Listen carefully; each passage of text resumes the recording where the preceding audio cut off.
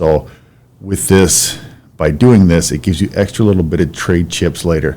Eric Ebron, nobody wants him right now, but if he signs with the right team, right quarterback, he could be valuable next year to you. He could be a sleeper.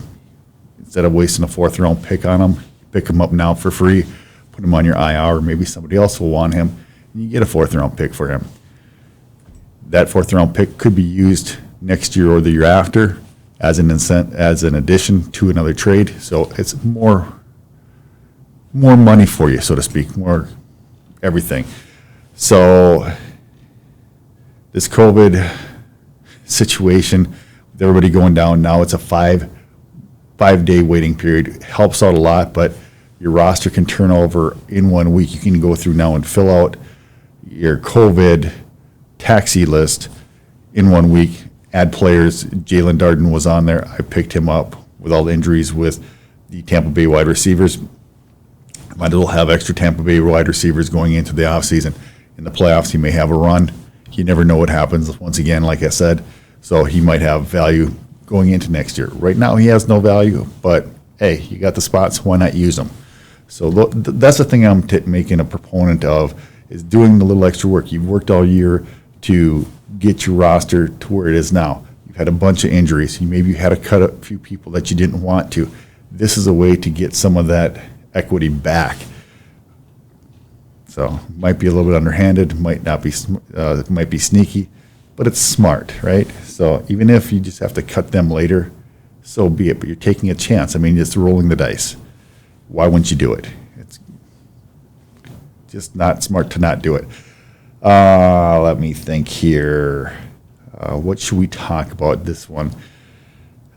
Right now I've been looking at draft picks, draft positioning, looking at trades that I could possibly make in the offseason, looking at managers who have made crazy and weird trades, managers who I've done deals with in the past.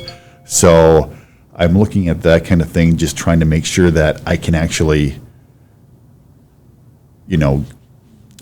have a plan for the offseason.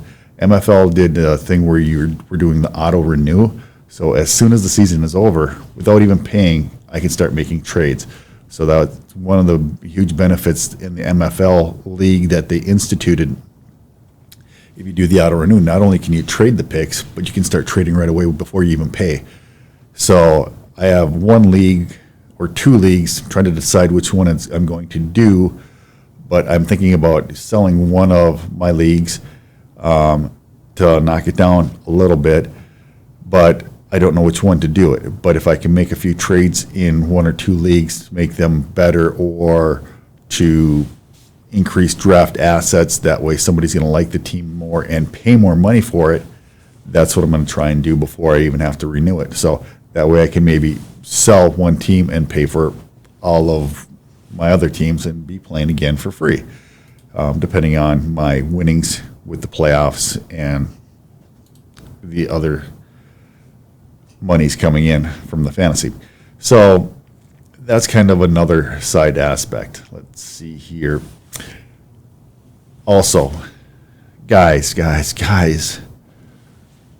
league chat, message boards, please go out there and talk some trash. Please. This is something I've been screaming about for years privately. People don't make trades. That's why I got into Dynasty, to be able to make trades. You make trades, make a good team, or even if you have a bad team, talk some SHIT, because you know what? That's what makes it fun. Get under somebody's skin a little bit. That's what it's all about, the trash talk. That's why we play fantasy football. That's why you want to play Dynasty. You want to get to so you're on top. You want to make money, but you want to talk some trash. You want to have fun with it. It's supposed to be fun, guys, right? So that's what we want to do. We want to make sure that we're having fun when we do this. When you have multiple teams, it winds up becoming a quote-unquote job, so to speak, but you want to make it fun. Rip on somebody who's making a stupid pickup. Rip on somebody who makes a bad trade. Rip on somebody because they put somebody wrong in their lineup. These are the fun things. Don't make it a personal attack. Make it an attack on the team, that you could have done this or whatever. I mean, I guess in a kind of way you could say that's personal, but it's not. It's just you're pointing out a misstep, which everybody does to you anyways. So why not? And you do it to yourself. You beat yourself up over it. So just give them a little bit of needling with that. So this is Dynasty. This is fantasy football above all else. Make it fun. You put in a lot of time, energy, money, effort. Make it fun, right? And you know what? If somebody does hit you up and say you're crossing the line, make sure you dial it back a little bit, depending on what it actually is. I mean, some people are overly sensitive, but would you take offense to it if it was said to you, or if it's done to you? Obviously, you want it to be somewhat sort of offensive, but you don't want it to be really offensive, because the funny stuff is a little bit offensive. You're picking on something, but I think you guys know what I'm saying and where I'm going with this.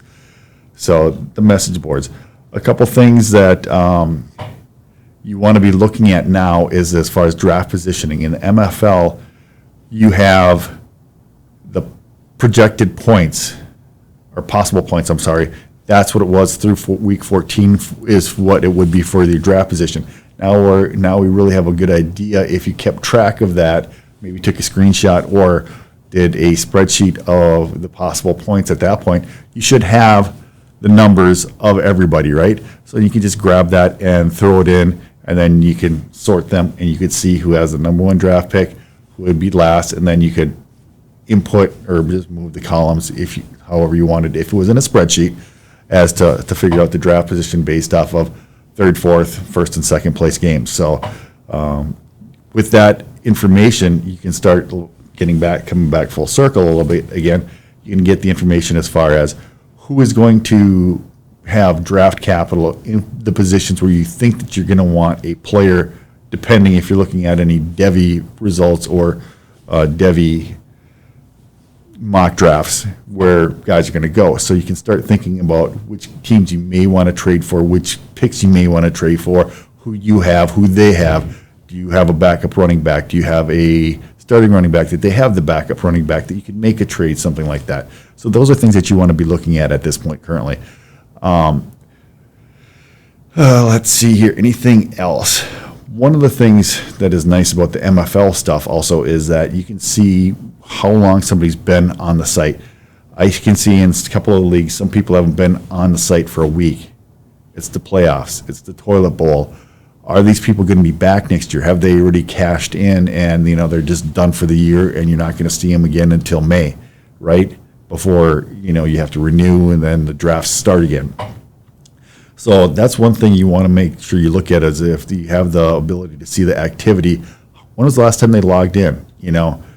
Because that will help. You send private messages to people to see if your trades are gonna be listened to with good ears, to see if they're gonna be getting out, because that's another big thing. If people are buying back, somebody new is buying into the league, they're gonna want to make changes, and then you can send a private message and find out about that, so that way you can start maybe targeting a few guys on said roster.